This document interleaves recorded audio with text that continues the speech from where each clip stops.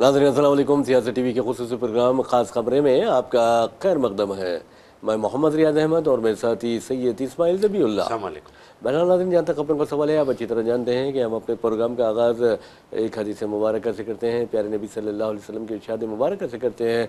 और ये हदीस मुबारक हर रोज़ रोज़नामा सियासत के सफ़े आखिर पर शाये होती है।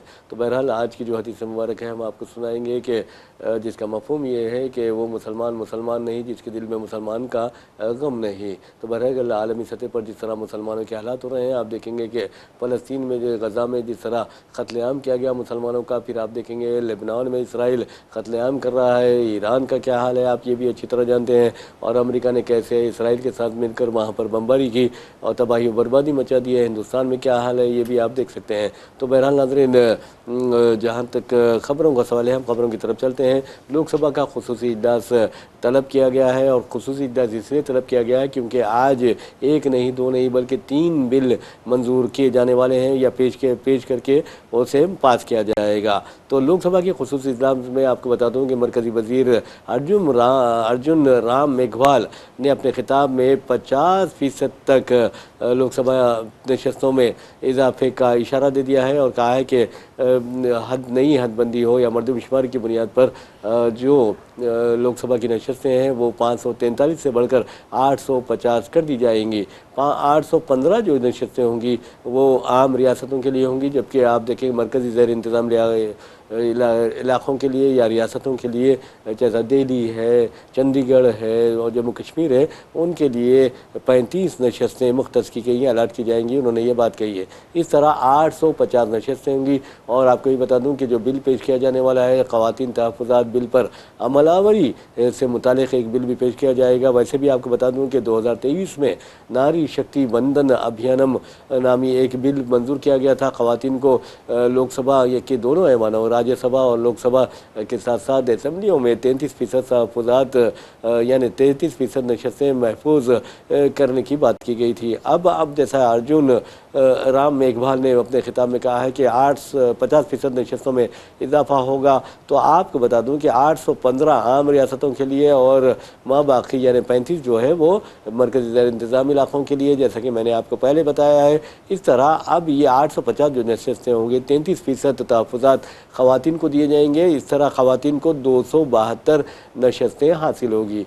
फिलवक्त अगर 543 की अगर बात करते हैं तो फिर 272 जो है हमारा जादुई अदद है। और जो भी ये 272 जादुई अदद पार करता है वो हुकूमत बनाया करता था। और आपने देखा कि इस मरतबा बीजेपी ने हुकूमत बनाई है, लेकिन वो 272 तक भी नहीं पहुंच सकी थी, बल्कि 240 तक ही महदूद होकर रह गई थी। हालांकि बीजेपी के वज़ीर आज़म, हमारे बीजेपी के लीडर और वज़ीर आज़म नरेंद्र मोदी ने कहा था कि अब की बार 400 पार, लेकिन आपने देखा कि 400 तो पार नहीं हो सके, 240 भी पार नहीं कर सके, 272 तक भी नहीं आ सके। तो बहरहाल दो बेसाखियों का सहारा लेना पड़ा, एक नीतीश कुमार और दूसरा चंद्रबाबू नायडू। और आपको ये बता दूं कि आज सारे जुनूबी रियासतें एहतजाज, सरापा एहतजाज बनी हुई है, लेकिन चंद्रबाबू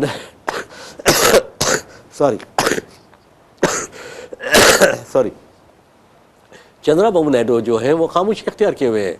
जी, रियाज साहब यकीनन चंद्रबाबू नायडू खामोशी अख्तियार किए हुए। मैं यही कह रहा था, आपकी गुफ्तगू बगौर सुन रहा था मैं।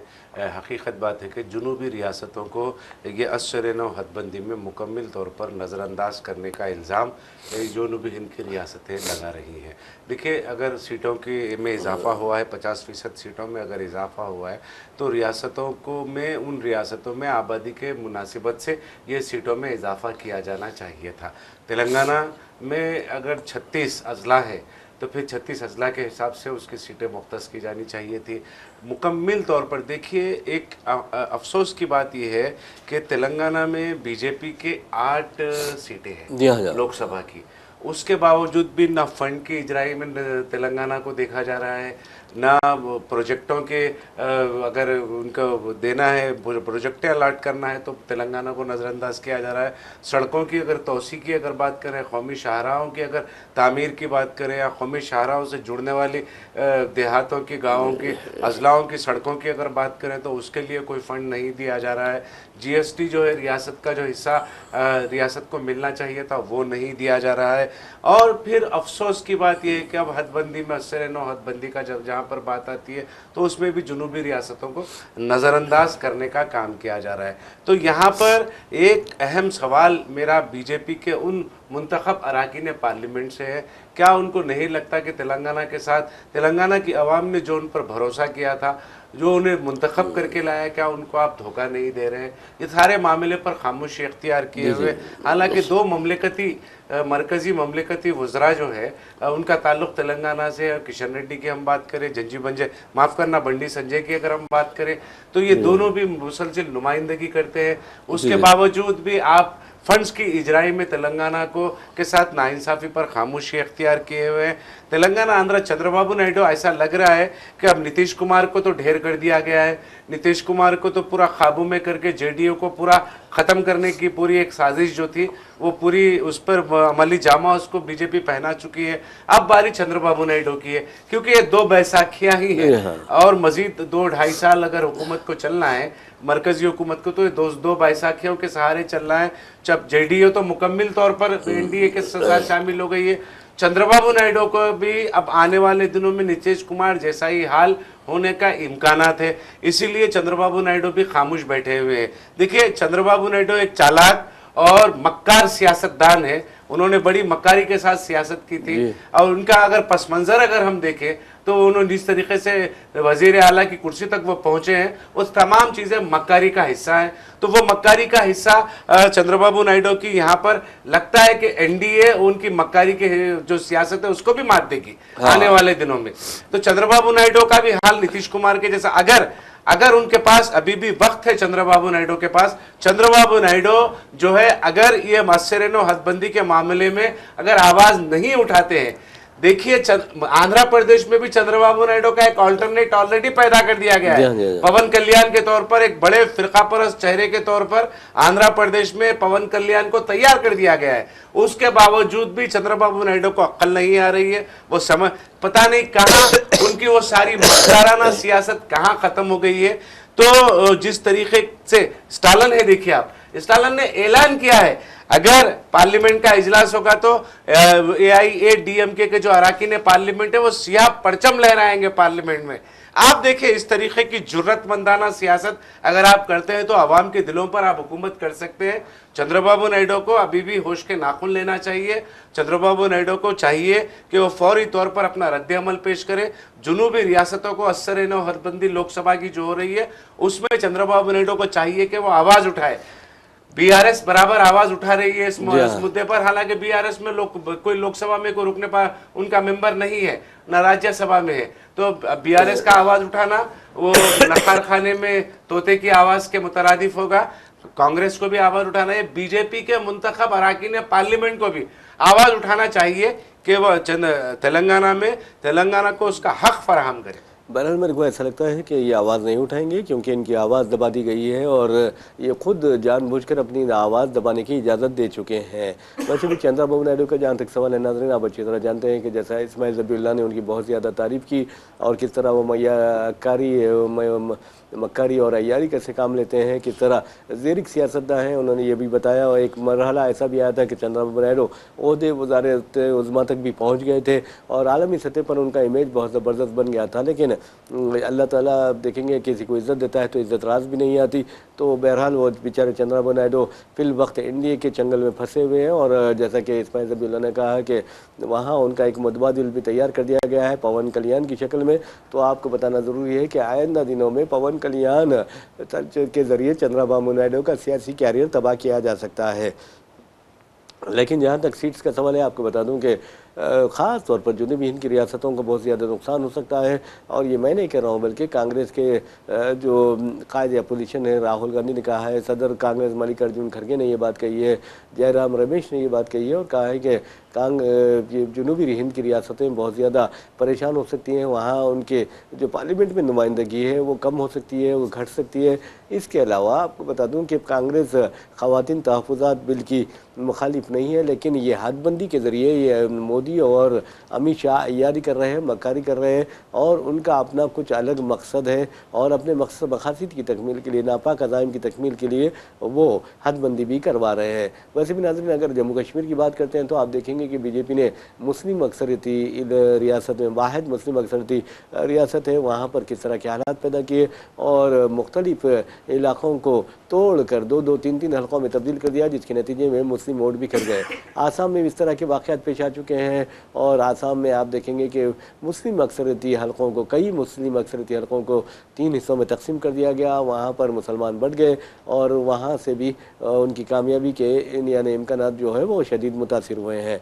लेकिन जहाँ तक जनूबी हिंद की रियासतों का सवाल है, और आज को बता दूँ कि आज सियाह परचमों यानी पूरे तमिलनाडु में, जैसे कि स्टैलिन की बात इस्माइल ज़बीहुल्लाह ने कही है, तो आपको बता दूं कि सारे तमिलनाडु के मकानात पर, घरों पर सियाह परचम लहराए गए हैं, क्योंकि ये जो कानून मंजूर किया जा रहा है यानी नई हदबंदी का, वो बहुत ही ख़तरनाक है। तो बहरहाल नाज़रीन, एक तो 3 क़वानीन पेश किए जा रहे हैं। एक तो आपको बता दूं कि एक तो कानून है ख़वातीन तहफ़्फ़ुज़ात बिल का, दूसरा आपको बता दूं कि ये हदबंदी और मरदमशुमारी का, ये बहुत डेंजर है। लेकिन जहाँ नाज़रीन, एक और ख़बर की जानिब हम चलते हैं, फिर ये ख़बर की तरफ आएंगे हम, लेकिन चलते हैं एक और ख़बर की जानिब। आप अच्छी तरह जानते हैं, खुद साख्ता एक स्वामी है, शास्त्री ग्रुप जिनका बताया जाता है, और धीरेंद्र शास्त्री, आप देखेंगे कि 26 साल की उम्र है और वो लोगों के मतलब जो भी खुफिया बातें हैं वो बता देते हैं। इस तरह कहते हैं, उनको ऐसा लगता है कि बहुत बड़ा गैब का इल्म है।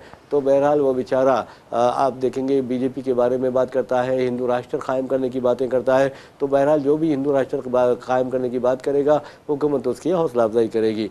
अब इस धीरेंद्र शास्त्री की जो ऑर्गेनाइजेशन है, शास्त्री ग्रुप, उसको आपको बताना यह है कि FCRA foreign contribution regulation act के ज़ुमरे में ला दिया गया है, उसकी इजाज़त दे दी गई है। बैरूनी ममालिक से भी ये ग्रुप जो है वो फ़ंड्स वसूल कर सकता है। जबकि नाज़रीन, आपको बता दूं कि 15 अप्रैल तक 38 NGOs को FCRA रजिस्ट्रेशन मंजूर किया गया है, जिसमें 6 हिंदू ऑर्गेनाइजेशंस है, जिसमें धीरेंद्र शास्त्री की भी ऑर्गेनाइजेशन है। वैसे भी 21,933 NGOs हुआ करते थे, यानी महरूम हो गए हैं लाइसेंस से FCRA।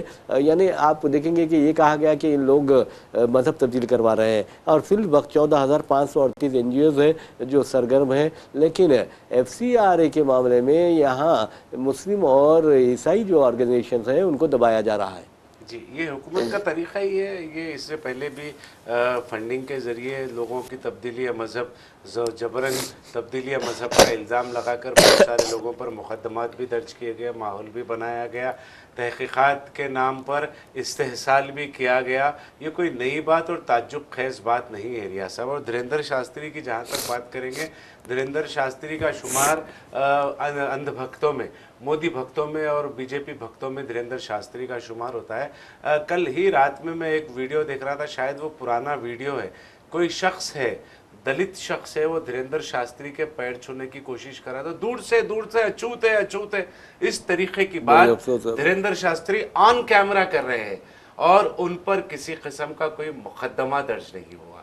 ये अफसोस की बात है। ये देखिए, बाबा साहब अम्बेडकर का दिया हुआ संविधान, आइन जो है, तमाम को मसावात दिलाता है, लेकिन एक शख्स है जो अपने आप को खुद साख्ता नजूमी, मैं कहूँगा उसको, खुद साख्ता नजूमी है। वो इस तरीके के दावे करता है, बड़ी बड़ी बातें करता है, हिंदू राष्ट्र बनाने की बात करता है। ठीक है, ये यहाँ तक ठीक है, मगर अगर आप किसी की तौहीन करते हैं, किसी की तजलील करते हैं, एक दलित शख्स आपके अगर पैर छूने के लिए आ रहा है तो वो अकीदत और मोहब्बत से आ रहा है, तो उसको आप रोक रहे हैं, तो अछूत है, ऑन कैमरा बोल रहे हैं रिया साहब। मैंने ताज्जुब किया। और फिर हमारे एक महाराष्ट्र के मौलाना हैं, मैं नाम भूल रहा हूँ, जिसको लिफाफों के मौलाना कहा था असदुद्दीन अवैसी ने। जी, अल्लाह ताला रहम करे मौलाना। जी, तो वो उनका मैं नाम भूल रहा हूँ, माजरत चाहता हूँ, बेइंतहा माजरत है। तो वो उनका एक वीडियो वायरल हुआ, नुमानी साहब का। जी, तो वो सज्जाद नुमानी साहब का एक वीडियो वायरल है। उसमें एक दलित शख्स को वो बाजू बिठाए हुए है, वो अपनी एक गिलास में पानी रखा हुआ है, वो पानी वो शख्स को पिलाते हैं और वही पानी वो दलित शख्स का झूठा पानी खुद पीते हैं। ये इस्लाम की तालीम है बताते हैं। जी। तो मवाजना किया गया दोनों में। कल रात में इत्तेफाक से मेरी नज़र से वो वीडियो गुजरा, तो ये देखिए आप अगर इस तरीके की कार्रवाई अगर FCRA के अगर इजाज़त देते हैं धीरेन्द्र शास्त्री की तंजीम को, तो वो किस कदर दलितों के साथ, पिछड़ों के साथ, पसमानदों के साथ, कबाइलियों के साथ किस तरीके का सलूक रवा रखेंगे आने वाले दिनों में, ये उसकी अक्कासी करता है। बहरहाल नाज़रीन, एक और ख़बर की जानिब चलते हैं। इंटरनेशनल लेवल पर है और अमेरिकी सदर डोनाल्ड ट्रंप से इस खबर का ताल्लुक़ है। कोलंबिया यूनिवर्सिटी एक बावक़ार यूनिवर्सिटी समझी जाती है। उसके प्रोफेसर और मशहूर व मारूफ माहिर माशियात है प्रोफेसर जेफरी सक्सेस। उनका कहना है कि जो जिस अंदाज़ में डोनाल्ड ट्रंप के तस्वीर मंजर आम पर आ रही है, उनके इशारे किनाए या बॉडी लैंग्वेज है, उनके बयानात मंजर आम पर आ रहे हैं, उससे तो ऐसा लगता है कि इनका ज़हनी तवाज़ुन बिगड़ चुका है। ये मशहूर व मारूफ माहिर माशियात का ख्याल है और आप अच्छी तरह जानते हैं कि वो कहते हैं कि एक शख्स सारी दुनिया को तबाही व बर्बादी के राह पर ला कर दिया है और वो चीज़ समझता है कि वो धमकी, दबाव और शोर शराबे के ज़रिए अपना मकसद हासिल कर लेगा। तो उन्होंने वाज़ेह तौर पर कह दिया है कि डोनाल्ड ट्रंप की ज़हनी हालत ठीक दिखाई नहीं देती, उनका इलाज करवाना चाहिए और उन्हें फौरी तौर पर ओहदे से भी हटा देना चाहिए।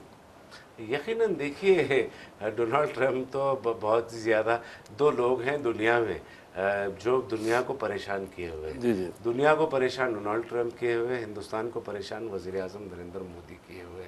इस बात के मैं इसलिए ये कह रहा हूँ कि जिस तरीके के इशारे और किनारे मुख्तलिफ माहिरीन, दुनिया भर के माहिरीन डोनाल्ड ट्रंप के हवाले से दे रहे हैं और उनके हरकत और सकनात के हवाले से दे रहे हैं, वो हकीकत भी है। अब एक ट्वीट था जिसको उन्होंने डिलीट कर दिया, वो अपने आप को ईसा मसीह के तौर पर उन्होंने अपने आप को पेश करने की कोशिश की थी। वो देखिए, इंसान जब बौखला जाता है या फिर इंसान जब अपने आप को लाजवाल समझने लगता है, तो वहीं से उसके जवाल की शुरुआत होती है। वो सोच जब इंसान के जहन में आ जाती है तो वो जवाल की इब्तिदा हम उसको कहेंगे। और फिर ये हकीकत है कि उसी तर्ज का एक रद्द अमल हमारे वजीर आज़म नरेंद्र मोदी ने भी दिया था नॉन बायोलॉजिकल होने की बात कही थी कि देखिए, अब भगवान के अवतार के तौर पर अपने आप को पेश करने की बात कही थी, जिसकी शुरुआत चाय से हुई थी, जिसकी सियासत की शुरुआत चाय से हुई थी और वो गाय पर आकर रुक गई।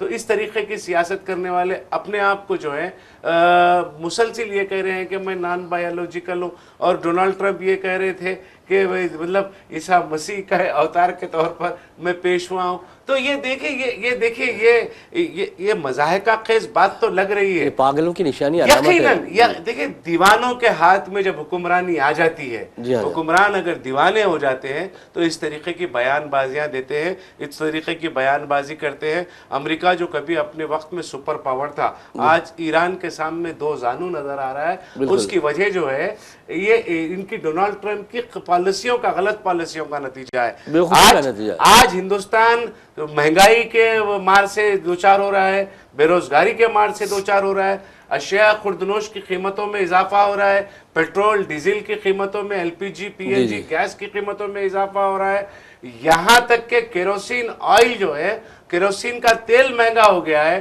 तो ये तमाम चीज़ों की वजह नरेंद्र मोदी की नाकाम खारिजी पॉलिसियों का नतीजा है। तो ये आपके जो फैसले हैं, आप खुद बैठकर ठंडे कमरों में, एसियों में जो है फैसले लेते हैं, मगर उसका खमियाजा जो है वो कौम को भुगतना पड़ता है। वैसे भी आपको बता दूं कि प्रोफेसर जेफरी ने वाज़ेह तौर पर कहा है कि एक बूढ़ा शख्स चीख रहा है, धमकियां दे रहा है, बमबारी कर रहा है, कत्ल करवा रहा है और ताकि अपनी मर्ज़ी मनवा सके।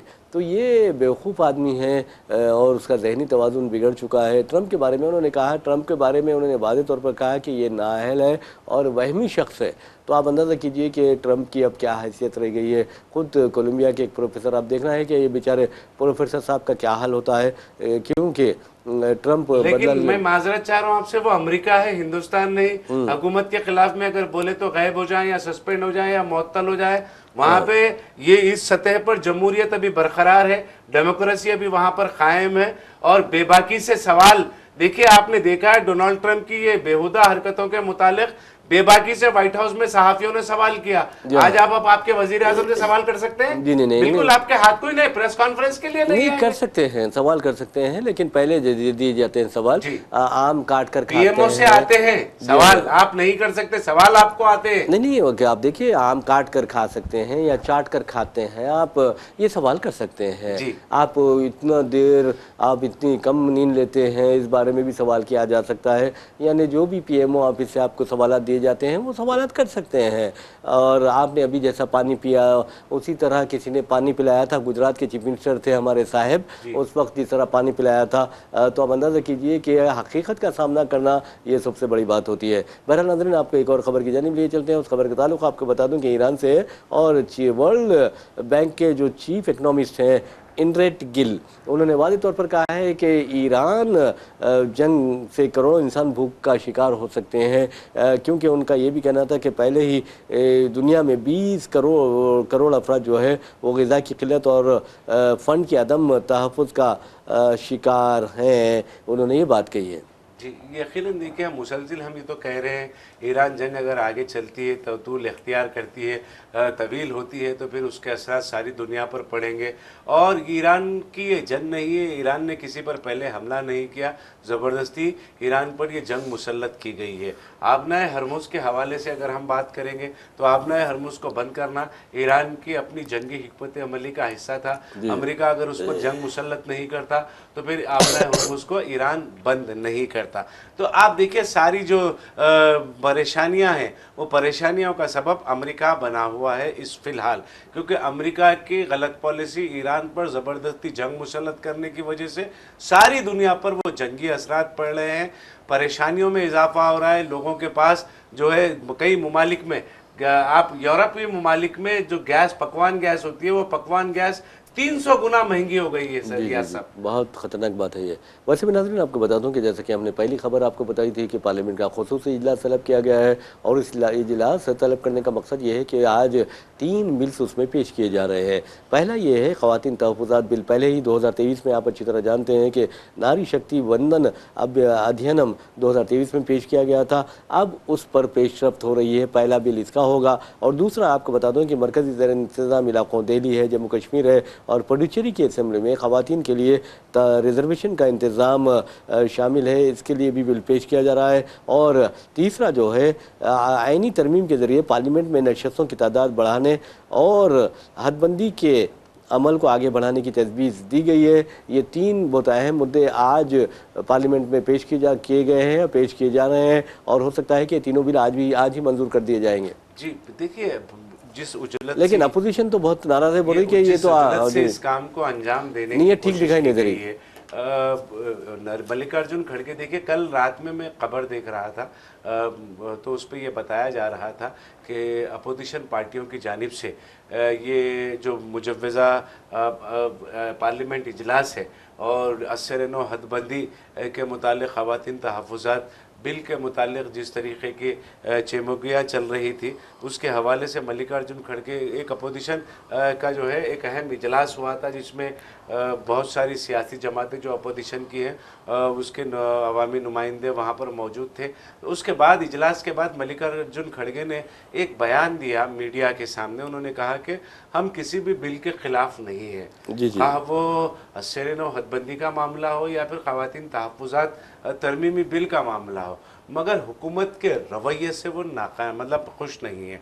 हुकूमत के रवैये पर उनका एतराज़ है, वो मुखालफत कर रहे हैं हुकूमत के रवैये पर। जिस तरीके का रवैया इख्तियार किया गया, आनन फानन में बिलों को पेश करना और बिलों को मंजूर करवाना, ऐसा लग रहा है कि देखिए, जब कभी भी हमने देखा है माजी में भी, जब कभी भी बीजेपी पर खतरे के बादल मंडलाते हैं, एनडीए हुकूमत पर खतरे के बादल मंडलाते हैं, उस वक्त बीजेपी फौरन उजलत में आ जाती है। तो क्या इससे, ये हुकूमत के इस फैसले से हम समझे कि आसाम बीजेपी के हाथ से जा रहा है, या केरला पर कांग्रेस दोबारा काबिज हो रही है, मगरबी बंगाल में क्या पूरी कोशिशों के बावजूद ममता के जादू को मात देने में बीजेपी नाकाम हो गई है?